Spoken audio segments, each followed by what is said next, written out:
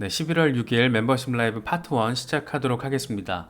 비트코인의 흐름 일단 굉장히 순조롭습니다. 35,000달러에 대한 지지 테스트를 지금 진행을 하고 있는데 확실히 저항이 좀 강하긴 강해요. 지금 35,000달러를 뚫으면 거기서 또 곧장 이 저항에 직면하고 있어서 이게 지금 저항이 한번 조정이 한번 세게 오려고 하는 신호가 되는 건지 아니면 이렇게 계속 두드리다가 한번 올라서려고 하는 건지 우리 같은 개미 투자자들로 하여금 상당히 조금 궁금하게 만들기도 하고 약간 걱정이 되게 할 수도 있고 뭐 그런 상황인데 전반적인 흐름의 어떤 톤을 보면 긍정적이라고 보는 게 맞는 것 같습니다.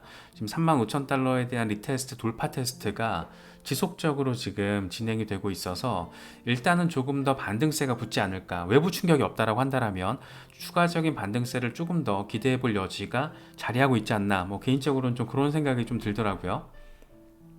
이건 미스터 크립토가 올린 건데 히스토리가 그냥 반복된다라는 거예요.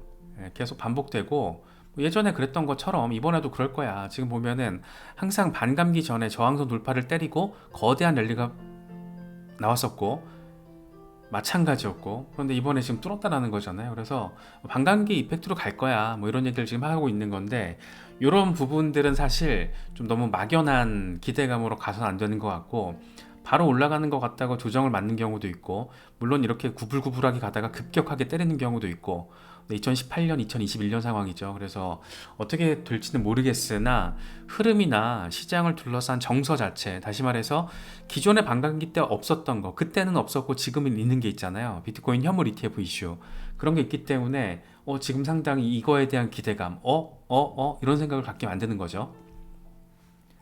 이건 알리가 올린 건데 이 글래스노드 데이터거든요. 지금 비트코인 신규 주소가 어제 하루 동안만 70만 개 이상이 생성이 됐다라고 합니다. 그래서 이 양반이 하는 얘기가 이건 굉장히 중요한 이정표다. 이 네트워크 성장은 최고의 가격 예측 지표이기 때문이다. 가격도 올라갈 거다라는 얘기를 지금 이걸 통해서 얘기를 하고 있는 건데, 보시면 이 블랙 라인이 프라이스 가격이고 이 노란색 라인이 지금 어드레스거든요. 그런데 가격 조금 반등했다고 급격하게 올라간 걸 우리가 볼 수 있잖아요. 11월 4일이거든요. 현지 시간으로 급격하게 올라섰는데 이게 뭘까? 이게 단순히 지금 반감기에 대한 기대감만은 아니라는 거죠. 무엇보다 지금 비트코인 현물 ETF 이슈가 있고, 또 한 가지가 지정학적 리스크, 중동에서 지금 난리가 났는데 조금 더 난리가 날 가능성, 이런 위기 상황에서 리스크 해지 특성을 조금 더 직접적으로 보여주는 그런 요인들까지 종합적으로 시너지를 내다 보니까 뭐 이런 상황들이 지금 펼쳐지고 있는 게 아닌가, 그런 생각이 좀 드네요. 크립토 마이클이라는 익명의 분석가가 이렇게 얘기를 합니다. 내가 생각하는 지금 비트코인 매도 구간은 42,000달러에서 48,000달러야.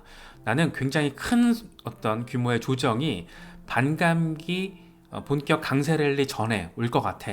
뭐 이런 얘기를 하고 있어요. 그래서 지금 차트, 이게 위클리 차트거든요. 주간 차트인데 일단 가긴 갈 거야. 가긴 갈 거고, 타겟 지점으로는 한 10만 달러까지 이야기를 하고 있는데, 그러니까 내년 중반에 2024년 안에 10만 달러 랠리를 벌인다라는 것 자체가 만약에 이렇게 현실화된다라고 하면 굉장히 흥미로운 상황인 거죠. 우리 같은 좀 중장기 대응을 위주로 하는 사람들에게 있어서는 굉장히 반가운 흐름이 될 건데, 문제는 뭐냐면 곧장 이렇게 순조롭게 상승만 하는 시장은 없다라는 게 당연히 이번 사이클에서도 적용이 될 거라는 거죠. 그래서 반감기 랠리가 본격화되기 전에 의미 있는 수준의 조정이 올 것 같아.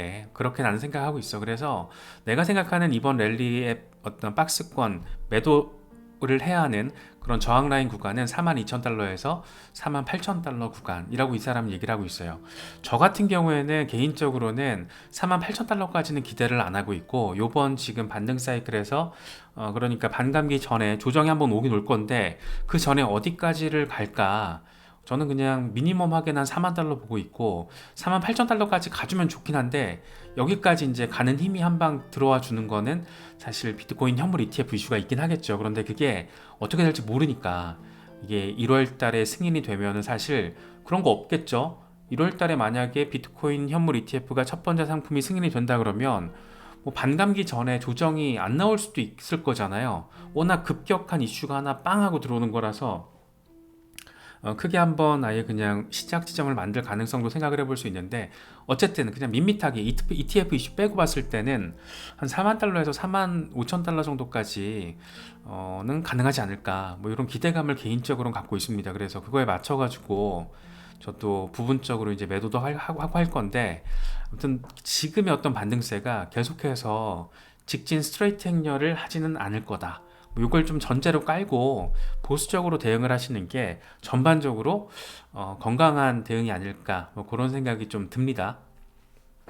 또 다른 마이클 반대포패도 비슷한 얘기를 해요. 조정이 오긴 올 것 같아. 3만 달러에서 3만 2천 달러 리테스트가 진행될 것 같기도 하거든. 그래서 그런데 만약에 1월 달에 그랬던 것처럼 시장이 조정을 받게 된다라면, 의미 있는 수준의 조정이 나오게 된다라면, 그건 이제 진입 타이밍이지. 들어와.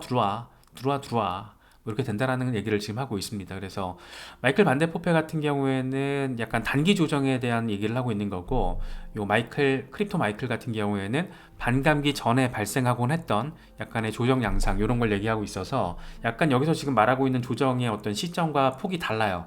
다르기 때문에 단기적으로 그나마 조금 더 가까운 상대적인 단기적 관점에서는 마이클 반데포페 조금 더 몇 달 뒤의 상황을 놓고 봤을 때는 뭐 이런 분석도 가능할 것 같다. 전 개인적으로는 조금 설득력이 있게 좀 느껴졌습니다. 참고하시면 될 것 같고, 이건 맥스가 올린 거거든요. 비트코인은 역사적으로 반감기 전에 매수했을 때 큰 보상을 창출했다. 역사적인 패턴의 어떤 반복성을 이야기를 하고 있죠. 그냥 박스권 이때가 축적할 때 매수 구간 반등하고 약간의 조정이 있었지만, 이때는 반감기 직후였죠. 약간의 조정이 있었지만 바로 랠리.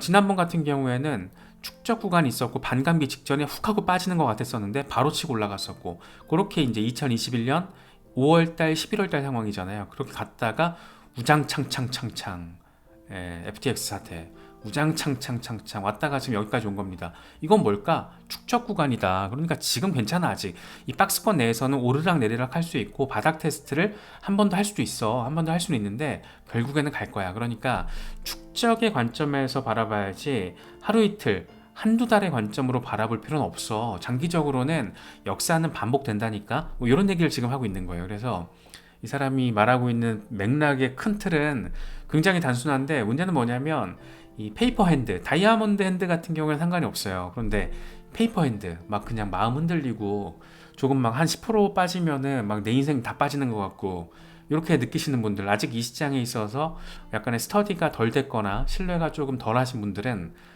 이런 게 좀 약간 설득력이 없을 거예요. 그런데 지금 여기 계신 많은 분들은 중장기 대응을 오랫동안 해 오셨고, 나름의 어떤 객관적인 전략, 이런 시스템들이 체계화되어 있는 분들이 많이 계시기 때문에 이런 상황들이 굉장히 그냥 너무 좀 당연하게 느껴질 수도 있지 않나, 뭐 그런 생각도 드네요. 렉트 캐피탈 같은 경우에도 비슷한 얘기를 하고 있어요. 2016년 같은 경우에는 반감기 160일을 앞두고, 그러니까 반감기 160일 전 오늘과 지난번 반감기들의 어떤 차이점을 비교를 한 거죠. 2015년 같은 경우에는 반감기를 161일 앞두고 박스권에서 계속 이제 횡보를 하다가 반등해 줬고, 반감기 직후에 빠졌잖아요. 조금 빠지는 것 같았지만 급등 랠리, 똑같은 얘기 하고 있어요. 다들 약간의 틀만 다르고 거의 똑같은 얘기들을 지금 하고 있습니다. 역시 한번 훅 하고 조정이 세게 왔죠. 이번에 조정이 세게 오면 아마 이런 양상이 아닐까 싶어요. 다시 말해서 하단 지지라인을 리테스트하는 수준의 조정, 그러니까 지금 같은 경우에는 2만 달러 초반으로까지 리테스트가 가능할 수 있다는 거거든요. 그래서 그건 좀 큰 폭의 조정이라고 할 수 있겠죠. 그래서 2019년도에는 딱 그런 식의 하단 지지라인 테스트까지 하고 나서 반감이 거치면서 급등 랠리, 똑같은 상황들 앞서 우리가 짚어봤던 그런 상황들이었고, 5월 11월 2021년 이번 같은 경우에 상단 저항을 빨리 돌파는 해줬는데 워낙 급격하게 지금 반등을 해줬기 때문에 리테스트를 할 수 있어. 기술적으로는 이 하단 저항, 하단 지지라인까지 대충 2만 달러에서 2만 3천 달러 빠진다라면, 그러니까 지금 수준에서 한 1만 달러 정도까지도 더 빠질 가능성도 차트적, 기술적으로는 가능은 하다. 그런데 결국에는 반감기 랠리에 따라서 반등을 할 거다. 그래서 아까 크립토 마이클 같은 경우에는 그런 얘기를 하잖아요. 나는 이 정도에서 매도하고, 물론 직전에 이 대규모 조정이 왔을 때 이때 다시 매수한다는 얘기가, 그 의미가 지금 여기 들어가 있죠. 그래서 약간 스윙 거래를 하시는 분들에게 있어서는 이런 패턴의 흐름의 움직임이 약간 의미 포인트가 될 수 있지 않나 뭐 싶어요. 비트코인 현물 ETF 이슈 이걸 또 빼놓을 수가 없는데 어쩌면 홍콩이 미국보다 먼저 암호화폐 현물 ETF를 출시할 수도 있지 않을까. 여기서 이제 암호화폐 현물 ETF라고 한다면 일단 첫 번째 타깃은 비트코인이 되겠죠. 그래서 지금 홍콩에서 홍콩 당국이 암호화폐 현물 ETF를 승인하는 거를 지금 심사숙고하고 있다라는 거예요. 그래서 아시아에서 이제 크립토 허브가 되기 위한 노력의 일환으로 지금 비트코인을 비롯한 암호화폐 현물 ETF, 이게 암호화폐 현물 ETF가 승인이 된다라는 거는 그 ETF의 기초 상품이 그 현물 해당 ETF이기 때문에 비트코인이 됐든 이더리움이 됐든 뭐 솔라나 XRP가 됐든 매수세가 생길 수밖에 없잖아요. 그래서 현물 ETF 이슈는 언제나 시장을 어떤 훈훈하게 만드는 그런 요인으로 기대 포인트를 주는 건데, 지금 문제는 뭐냐면 홍콩이 미국보다 먼저 출시를 했을 때 ETF 현물 ETF 시장의 주도권을 가져가려고 하는 그런 양상. 그러니까 여기서 홍콩은 사실상 중국을 대리하는 그런 플레이어로서 우리가 해석이 가능하다라는 거죠. 그래서 아서헤이즈가 딱 이런 얘기를 하더라고요. 프록시 자산 운용사인 블랙록이 비트코인 현물 ETF를 출시한다라면 중국도 역시 이 프록시 자산 운용사가 출시를 해야 한다.